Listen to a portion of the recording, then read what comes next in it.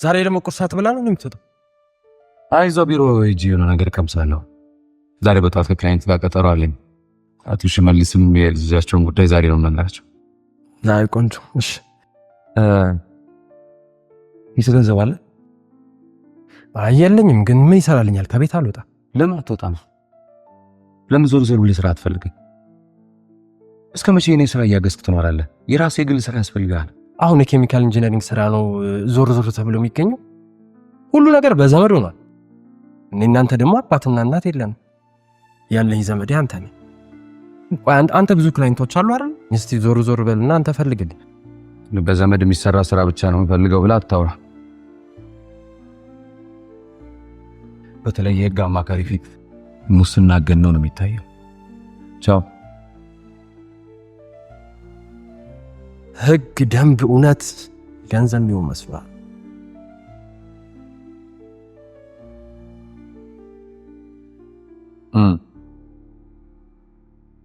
እኮ ትኩረት ሰጥቼ የምሰራው የቤተሰባዊና የማህበራዊ ጉዳይ ነው። የወንጀል ኬዞችን ይዤ ጥብቅና መቆም ካቆምኩ ረጅም ጊዜ ቢሆንም ያንተን ኬዝ ግን የመቀበል ችግር የለብኝም። ማለቴ ውስጥ ቆሻሻ ነገር ከሌለ። አንዴ ቆይ፣ አቶ ሽመልስ መጥተዋል። አስገባቸው። አስገቢያቸው። አንዴ ይቅርታ፣ እንግዳ መጥቶብ። በቃ እደውላለሁ። ያ ተገናኝተን በደንብ እናወራለን። እሺ ነኝታሽ መልካም። እንዴት ነው አቶ ሽመልስ? መሳይ እንዴት ነህ? ሰላም ነው? አለሁ አለሁ። ስራ እንዴት ነው? ሰላም እግዚአብሔር ይመስገን። ቁጭ በሉ። እሺ እሺ። እንዴት ነው? አለ አለ። ሁሉ ሰላም? መልካም ነው መልካም። ዛሬ በጠዋት የቀጠርከኝ መልካም ዜና ልትነግረኝ እንደሆነ እርግጠኛ ነኝ። አዎ መልካም ዜና። ተመስገን። ድሮም አንተን ሳገኝ እኮ ነው መፍትሄ እንደማገኝ የማውቀው እና አገኘሁ። አዎ። እሰይ እሰይ፣ ተመስገን አምላኬ። ያለ ዘር እንዳልቀር አድርገኸኛልና ክብርና ምስጋና ላንተ ይገባል። ያው ልጅ ወሰበት አካባቢ ነው ከእናቱ ቤተሰቦች ጋር የሚኖረው። እኛ አድራሻዋለን። ከዚህ በኋላ ደግሞ የማናገር መፍትሄ እርሶ። መሳይ አንተ እኮ ድርሻህን ተወጥተሃል እኮ። ከእንግዲህ በኋላ ያለውን ጉዳይ እኮ ለእኔ ተው። የትን ቦታ ገብቼ ልጄን የማግኘት የኔ ፋንታ ነው። እንደው ለመሆኑ ባለፈው በሰጠው ፎቶግራፍ በዛ መሰረት ፈልገህ አገኘው ወይስ እንደው ሌላ ተጨማሪ ነገር? አይ ያው የተማሩበትን ትምህርት ቤት በመጠቀም ያው ኮኔክሽናችን ዘርግተን ያገኘነው። ደግሞ ሐሳብ እንዳይገባው ምንም አይነት ጥርጣሬ ልጁ የእርሶ ልጅ ለመሆኑ እሱ በማያውቅበት መንገድ አንድ የፀጉሩን ዘለላ ወስደን በዴን ያረጋግጠናል። መሳይ ሞት በፍጹም ልጄን አንድ ቀን ማገኘዋለሁ ብዬ አስቤም አላውቅም። ተስፋ ቆርጬ ስም ብዬ ቁጭ ብዬ ነበር። መሳይ አንተ ትልቅ ሰው እኮ ነህ። ያው እንግዲህ ቀሪ ሂሳቡን ልጁን ካገኙት በኋላ ነው የተነጋገርነው። ግን ሰሞኑን አንዲት ትንሽ ሰርግ ቢጤ አለችብኝና ለሷ እየተሯሯጥክ ነው። ማለት ግዴታ አይደለም፣ ከቻሉ ግን ቅድሚያ ገንዘቡን ባገኝ ደስ ይለኛል። ምን ችግር አለው? አንተ እኮ ልጄን ፈልገህ ያገኘህልኝ ሰው እኮ ነህ እኮ። አይደለም የተነጋገርነው፣ ሌላም ተጨማሪ ነገር እኮ ያስፈልጋል እኮ። አመሰግናለሁ የእውነት። ለማንኛውም እንኳን ደስ አለዎት መሳይ። በእውነት በጣም ነው የማመሰግነው። የአንተ ውለታ በእንደዚህ በቀላሉ አንተን የምትደረግ ነገር አይደለችም። እሺ እንኳን አብረው ደስ አለ።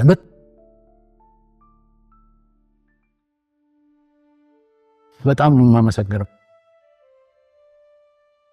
አዎ በአይነቱ የመጀመሪያ የሆነ የአፈር ማዳበሪያ ፋብሪካ ልከፍት ነው። አሁን ጋዜጣዊ መግለጫ ለመስጠት ዝግጁ አይደለሁም። ጊዜው ሲደርስ አሳውቃቸዋለሁ። አሁን ምንም የምናገረው ነገር የለኝም። ይቅርታ። ቻው። እንኳን ደስ ያለ በለኝ። ደስታ ላይ ነኝ። ምን ተገኘ አቶ ሽመልስ? የልጅ ልጄ ተገኘ። ኮንግራ። ዋው! እንኳን ደስ ያለ። አሜን። እንኳን አብሮ ደስ አለ። በጣም ደስ ብሎኛል። እባክህ። እሺ። የሚገርም ነው። አዎ እኔም ብለው ልጅ መውለዱን ከመሞቱ በፊት መጨረሻ ላይ ነው የነገረኝና ያወቅኩት እና የት እንዳለ አላውቅም ምናምን ብላኝ ነበረ። እንዴት አገኘው? የሚገርም ነገር እኮ። እንዴት አይነት ቀልጣፋና ጎበዝ ሰው መሰለ ልጄን ያገኘልኝ። ጸሐፊ ስለሌለች እንግዲህ በሬ ሲንኳኳ ነው የሚለው። ምን ታደርገዋለህ? ቤታችንም እንደተዝረከረከ ነው።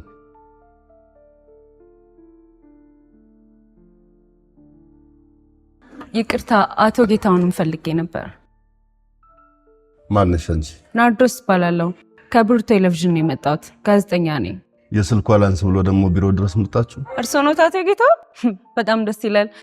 በአይነቱም ሆነ በይዘቱ የመጀመሪያ ስለሆነው ቅርብ ጊዜ ስለሚከፈተው ፋብሪካ አንዳንድ ነገር ለመጠየቅ ቀጠሮ ለመያዝ ነበር። ማን ነበር ያልሽኝ ስምሽን? ናርዶስ ግርማ። እሺ ይኸውልሽ ናርዶስ፣ አሁን ፕሬስ ሪሊዝ ለመስጠት ዝግጁ አይደለሁኝም፣ ግን አንድ ነገር ቃል ገባልሻለሁ። ምክንያቱም እዚህ ድረስ መምጣትሽ ያው እኔን ለማግኘት ያለሽን ጉጉት ነው የሚያሳየው። ስለዚህ በዛን ጊዜ ቅድሚያ ለአንቺ ለመስጠት ቃል ገባለሁ። ግን ብዙም ሰዓት እኮ አይወስድም። ይኸውልሽ ሐሳቤን እንዳልቀይር ባጭቀጭቀኝ። አይደለም እኮ ይኸውልሽ ያልተፈቀደለትን የሚነካካ ሰው አልወድም። ስለዚህ በሰላም ይዤ። እሺ ሰላም አሉ። ሰላም ነው። ምን ነው ከለከልካት? መተዋወቁ ለፋብሪካው አይጠቅምም ብለህ ነው? ምን መሰለህ፣ አሁን ፐብሊክ ላይ ለመውጣት ዝግጁ አይደለሁም። አንዳንድ ማስተካከላቸው ነገሮች አሉ። አሁን እንደምታውቀው ከባህር ማዶ ከመጣው ጊዜ ጀምሮ በቃ ጋዜጠኞች አላስቀምጥ እያሉኝ ነው። ግን በቅድሚያ ማስተካከል ያለብኝ ነገር አለ። ለዛ ነው እኔ የምልህ እንደው ሐሳቡ ሽቅብ ቢሆንም እንደው ምረዳ ነገር ይኖር ይሆን? ይልቅ የልጅ አገኘልኝ ያልከው እንዴት ነው? ሳያስፈልገኝ አይቀርም። መሳይ ይባላል። እንዴት አይነት ጠንካራ የህግ ባለሙያ መሰለ። በስራው በጣም ታታሪ ነው። እንደው የማስተካክለው ነገር አለ ያልከኝ ከህግ ጋር የተገናኘ ጉዳይ ነው? እኔ እሱን ጥብቅና አይደለም የምፈልገው። ከረጅም ጊዜ በፊት የጠፉብኝ 2 ሰዎች አሉ። ለመጨረሻ ጊዜ የተገናኘነው 1984 ዓ.ም አካባቢ ነው። እኔም ከዛ በኋላ ወደ ውጭ ወጣሁኝ እና እነሱን ማግኘት ነው የምፈልገው። ሊያገኝልኝ ይችላል? በእርግጠኝነት ያገኝልሃል። አንተ ብቻ ለሱ ትንሽ የፍንጭ መስጠት ይቻላል። እንግዲህ እንዳልኩ 1984 አካባቢ የተነሳ ነው ፎቶግራፍ ብቻ ነው እጄ ላይ ያለው። ይሄማ ከበቂ በላይ እኮ ነው። እኔም እኮ ፎቶግራፍ እኮ ነው የሰጠሁት። ያንን ፎቶግራፍ ይዞ እኮ ነው ፈልጎ ያገኘልኝ። ደግሞ በየቦታው ላይ ብዙ ሰዎች አሉት። በጣም ጥሩ፣ ቢሮ እንዲመጣ አድርገው። ችግር የለውም። እንዴት አይነት እሳት የላሰ ልጅ መሰለ። ለዚህ ጉዳይ ላይ ረፍት የሌለው ሰው ነው። እንደው እኔ የምልህ የማስተካክለው ነገር ያልከኝ ከነዚህ ሰዎች ጋር የተገናኘ ጉዳይ ይሁን? ብቻ አንተ ጠበቃውን አገናኝ። ችግር የለውም። እኔ አሁኑኑ ደውልለታለሁ። ቆይ ግን አንተ ሰርጉን እንደቀልድ ነው የምታየው? ሸቆ 30 ሺህ ብር ሰጥ ቢታምኒም ባታምኒም ከሰጥንት ያለ አንድም ካላወንስ አልነካም ሰጥሽ እና ታዲያ ወጪውስ? አሁን እንሰጠኝን እኮ ለአዳራሽ ከፍለዋል። እሱም ደግሞ ካልተያዘ ከዛ ደግሞ ዲኮር አለ፣ መኪና አለ፣ ዲጂ አለ።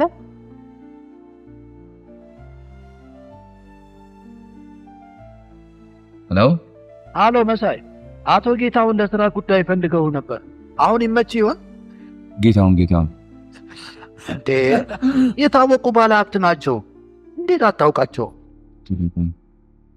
እንጃ አላወቅኳቸውም። ግን ያው ስራ አይደለም የሚያገናኘን። እንኳን በእርሶ መጥቶ ለማንኛውም ደንበኞቼ እኔ ስራዬን በአግባቡ ነው የምሰራው። አውቃለሁ። ለማንኛውም ጠበቅ ላለ ጉዳይ ስለሚፈልጉ እንድታገኛቸው ፈልጌ። እሺ ችግር የለውም፣ አገኛቸዋለሁ።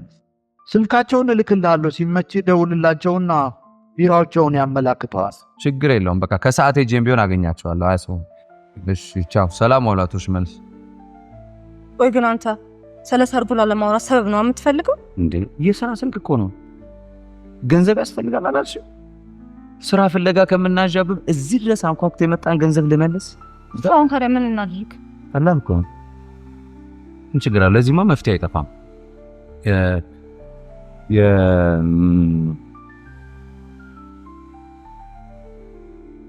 ካልቻለ ይቀር።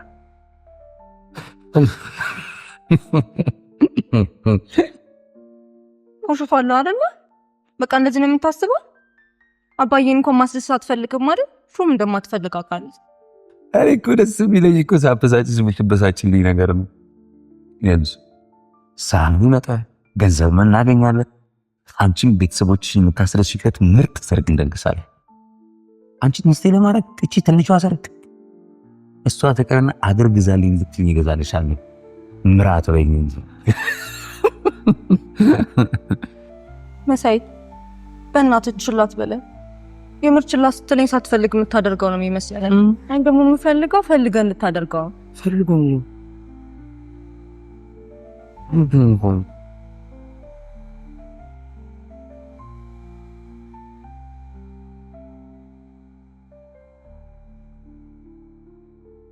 ያው እነዚህ ሁለቱም ማለት ነው። ሶስተኛው አንተ ነህ። እዛ ጥግ ላይ ያለው ሀብቴ ሲሳይ ይባላል። ሁለተኛው ደግሞ እስማኤል ዑመር ይባላል። እስማኤል ዑመር ለመጨረሻ ጊዜ ያገኛቸው መቼ ነው? 29 ዓመት ሆኖታል። 1984 በዛን ጊዜ በምን ስራ ላይ ነው ተሰማርተው ይሰሩ የነበረው? 1983 የመንግስት ለውጥ በፊት ወታደሮች ነበሩ። አሁን ግን በምን ስራ ላይ እንዳሉ ማወቅ አልችልም። ግን አንድ የመጨረሻ ማስጠንቀቂያ አለ። በምንም አይነት ሁኔታ ላይ እንደምፈልጋቸው ማወቅ የለባቸውም። ሰርፕራይዝ ላደርጋቸው ነው የምፈልገው። ችግር ነው፣ አያሳስብም። ግን ለምን ፈለካቸው? ማወቅ አስፈላጊ ነው። አዎ፣ ሳላቅማ ልፈልግልህ አልችልም። ምክንያቱም ስራዬን ማቆሸሽ አልፈልግም። ለዛ ነው የወንጀል ኬዞች ላይ ብዙ የመስራት ፍላጎት የሌለኝ። አታስብ፣ ምንም የሚያቆሽሽ ነገር የለም። ቢሆንም ለምን እንደፈለካቸው ማወቅ አለብኝ። ምን መሰለህ፣ ያው እንግዲህ ከሀገር የወጣሁት በ1984 ነው እና በሰው ሀገር ለፍቼ ደክሜ ያፈራሁትን ሀብት አገሬ ላይ ኢንቨስት ለማድረግ እየተሰናዳሁ ነው እና በዚህ ጊዜ ያኔ የነበሩኝን የልብ ወዳጆችን ማፈላለግ ምን ክፋት አለው? ምንም ችግር የለውም፣ ግን ያው ምክንያቱን ማወቅ ስላለብኝ ነው። ጥሩ እነግርሃለሁ። ያው እነሱ ይሰሩ የነበሩት የደርግ መንግስት አቋቁሞት በነበረው የመሳሪያ ማምረቻ ፋብሪካ ውስጥ ነው በአመራርነት እና እኔ ደግሞ አሁን እዚህ ፋብሪካዬን ልከፍት ዝግጅቴን ጨርሻለሁ። እናም በአመራርነት እንዲረዱኝ ብዬ ነው። ደግሞ እውቀታቸው እንዲህ በቀላሉ የሚገኝ አይደለም። ደግሞስ አንተ ሲሳካል በችግር ጊዜ አብረው የነበሩ ወዳጆች መፈለግ ሰዋዊ ነው አይደለም እንዴ? አዎ፣ ያው እኔ ሰዎቹን መፈለግ ብቻ ነው፣ እንዲሰሩ ማግባባት አይጠበቅብኝም። እሱን ለኔ ተወው። ብቻ ሰርፕራይዝ እንዳታበላሽብኝ። የት እንዳሉ ለኔ ማሳወቅ ብቻ ነው የሚጠበቅብህ። ችግር የለውም። ያው እንግዲህ ስራውን ለመጀመር የመጀመሪያ ክፍያ ያስፈልጋል። አውቃለሁ።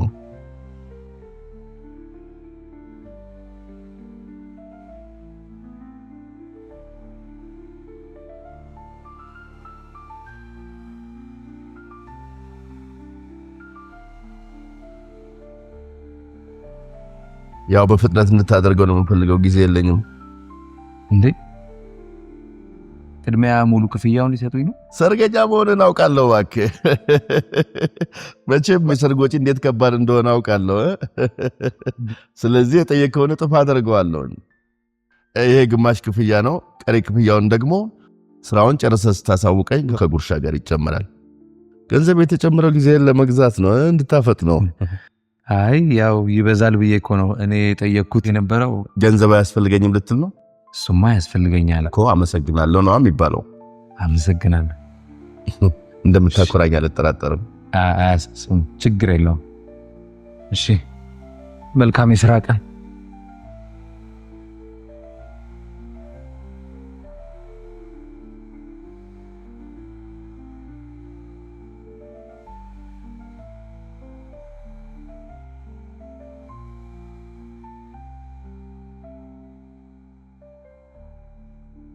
ሁለተኛ አፕሪል ሲሳይ።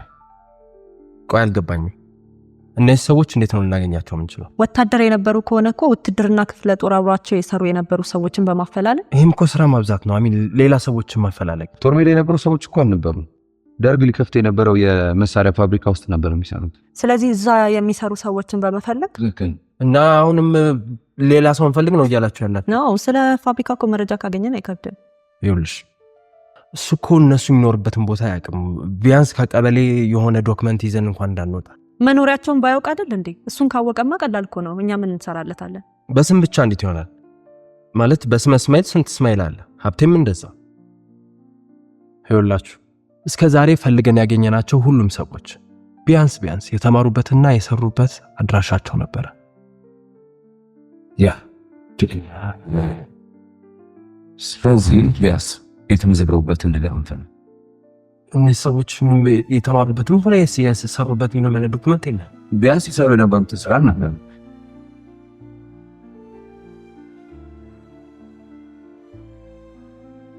ስለዚህ ወታደር ከውትድርናው ሲለቅ ምን ይሆናል? ምን ይሆናል? ሴኩሪቲ እና ሴኩሪቲ ካምፓኒ ልንዞር ነው። እሺ እሱም ብቻ አይደለም፣ የሥራ ዘርፍ ቀይሮስ ቢሆን ቀጥሎ እየሰሩበት ቦታ ምናምን አያሳስበንም። ወታደር ከውትድርናው ሲለቅ መጨረሻው ምን ይሆናል? ጡረተኛ። ጡረታ በተመዘገቡበት አድራሻ መፈላለግ፣ እንደገና ጡረታ ሚኒስቴር ከመፈልግ ነው የምትሉት? ብሌዛም ፕራይቬት የሚሰራ ነው። እርግጠኛ ነህ? ይረዳል? አይ እሺ ሊለኝ ይችላል፣ ግን የግድ እንዲረዳኝ ያስገድደዋል። እንዴት? አንድ ሰው ለማስገደድ ጠንካራ ጎኑን ሳይሆን ማወቅ ያለብን እንከኑን ማወቅ ይረዳል። ያ የዚህ ሰውዬ እንከን ደግሞ አውቀዋለሁ። መልካም። እሺ ስለዚህ መጀመሪያ ወዲያችን ጡረታ ሚኒስቴር አንድ ቅቅል በፍጥነት አፍጠኙን። አንድ ጥብስም ጨምሪበት። እኔ ስትነኝ እንዴት ነህ? ምን ነው ምሳል ጋብዞ ነው ብለህ ፈርተህ ነው? እንዴት ነህ? አለሁልህ። እንዴት ነህ አንተ? ቤተሰብ ሁሉ ሰላም? ሰላም ናቸው። ሁለተኛዎቹ ቤተሰቦችስ? ደህና ናቸው። ምን ነው ይስታወቀች እንዴ? አላወቀችም። እሱማ እንዴት በጭራሽ ማወቅማ የለባትም። እውነት እኔ በጣም አድናቂ ነኝ። ይህን ሁሉ ዓመት አንዲት ነገር ሳይሰማ ማቆየት በጣም አድናቂ ነኝ። አስበዋል? ከዚህ በኋላ ብትሰማ ሊፈጠር የሚችለውን ነገር በጭራሽ መስማት የለባትም። በጭራሽ ማወቅማ የለባትም። አይደል እንዴ? እሱማ ግልጽ ነው፣ ግን በምን ልታክ ትችላለች? አዎ ከአንተና ከኔ ውጭማ ማን ያውቃል? እኔ ደግሞ ለእሷ የምናገርበት ምክንያት እስካሁን የለኝም።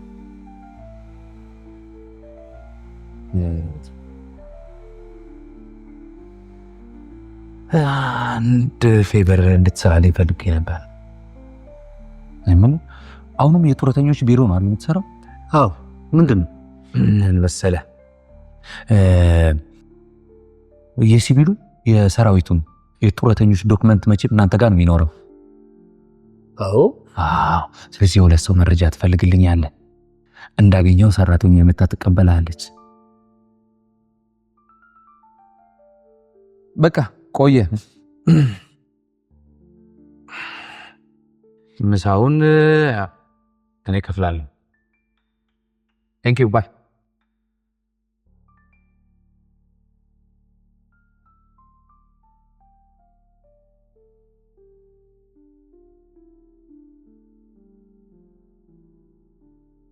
ማግኘት የቻልነው የእስማኤልን አድራሻ ብቻ ነው።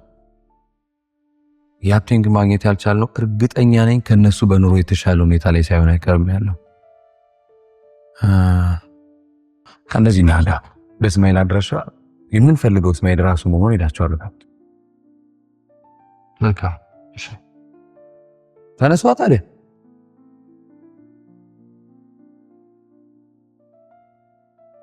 አንድ ነገር እንዳትረሱ፣ ለምን እንደፈለግነው መናገር አንችልም። ስለዚህ የፈጠርኩላችሁ ምክንያት በመናገር እኛ የምንፈልገው እስማኤል መሆኑን አረጋግጡ። በተጨማሪም ስለ ሀብቴ መረጃ ለማግኘት ሞክሩ።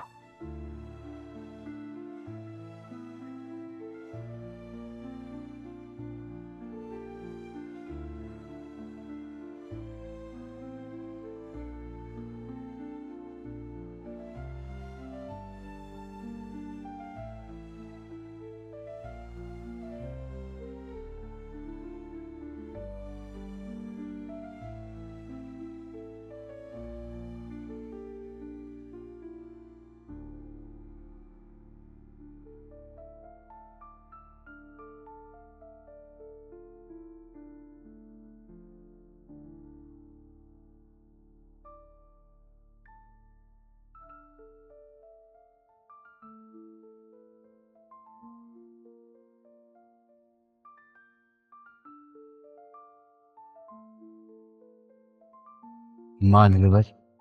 ምን ልርዳቸው? አቶ እስማኤል ኡመር። ሻምበል ሻምበል እስማኤል ኡመር። ምን ነው ማድረግ ይናቃችሁት? ይቅርታ ሻምበል፣ ይቅርታ። ለስራ ጉዳይ ፈልገንዎት ነበር። እናንተ ማን ናችሁ? እኛ ከኮከብ ሚዲያ ስራዎች ነው የመጣ ነው። በቀድሞ ሰራዊት ዙሪያ ዶክመንተሪ መስራት ፈልገን ነበር። ስለ ጦርነት ጉዳይ ላወራላችሁ። እሱን አይመለከትም። ይቅርታ ሻምበል፣ የኛ ዶክመንተሪ የምንሰራው በጦር መሳሪያ ማምረቻ ፋብሪካ ላይ ነው። እሱስ ይመለከቶታል? ክፍያስ አለው? እንደዛማ ከሆነ በደንብ አድርጌ ነግራቸዋለሁኝ። እንዴ ሲመሰረት ከጥንስሱ ጀምሮ አለሁበት። እንደዛማ ከሆነ ሌሎችንም ሰዎች ፈልገን ነበር። ለምሳሌ ሀብቴ ሲሳይ። ቆይ እናንተ ማርክ ትጠላላችሁ እንዴ? ሻምበል ሀብቴ ሲሳይ ነው የሚባለው። እሺ ይቅርታ። የት ናቸው? ልናገኛቸው እንችላለን? ወይ ግን እናንተ ቃለ መጠይቅ የምታደርጉላቸውን ሰዎች እንዴት ነው እዚሁ ስቱዲዮአችሁ ድረስ መጥተው ነው የምታደርጉላቸው? አይ የትም ቢሆን ያሉበትን ከጠቆሙን መሄድ እንችላለን። አዎ በድምጽ ስለሆነ የድምጽ ዶክመንተሪ ስለሆነ በስልክም በአካልም ያሉበት ቦታ መሄድ እንችላለን። ደግ እንደዛ ከሆነማ ሀብቴ ሲሳይ ቆየው ካገኘሁት ባህር ዳር ነው ያለው ሲባል አውቃለሁ። ግን ከሱ ይልቅ ለምንድን ነው እሱ ዋና አስተዳዳሪ የነበረው ኮሎኔል ምትኩ በላይ እሱ አይሻላችሁም እንዴ?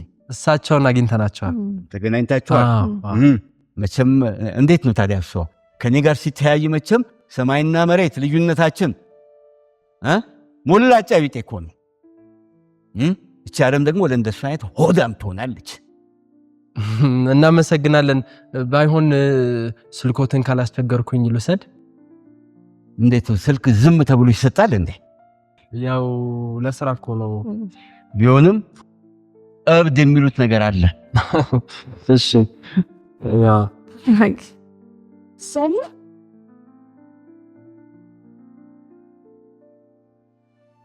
በዚህ ስሜንና የትውልድ ቦታዬን እናገራለሁ።